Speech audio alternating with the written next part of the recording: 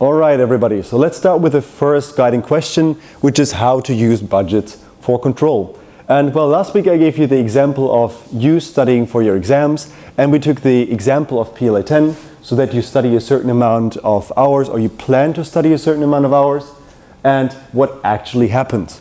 So let's say, well, also in this example, if you take everything together, you are at 25 hours, and what control actually means is that you take your plan and put it or make it real. That also your actual performance is the same as your plan. And controlling means that you try to find out where things go wrong and that you then adjust your performance. Like here, studying more than planned.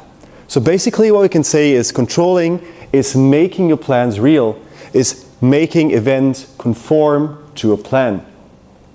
So you wanted to study 25 hours, so you'd make sure that this happens. So budgets are actually a kind of yardstick, a kind of benchmark.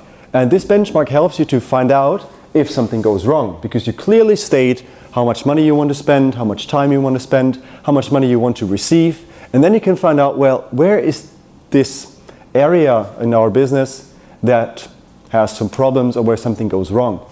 And finally, well, you can find out where there are variances. And you can react to them, you can analyze them, and finally you can actually change something in the business so that your performance is actually as you have planned, or that you can in the future secure that your plans become real. So basically it's a three-step process. You prepare your budgets, you set them, you say, well, I want to study 25 hours. You perform and you collect data, so you really study and then you see what is the outcome. And then finally you can find out if there are certain variances. Of course, if you can find them early enough, you can still react.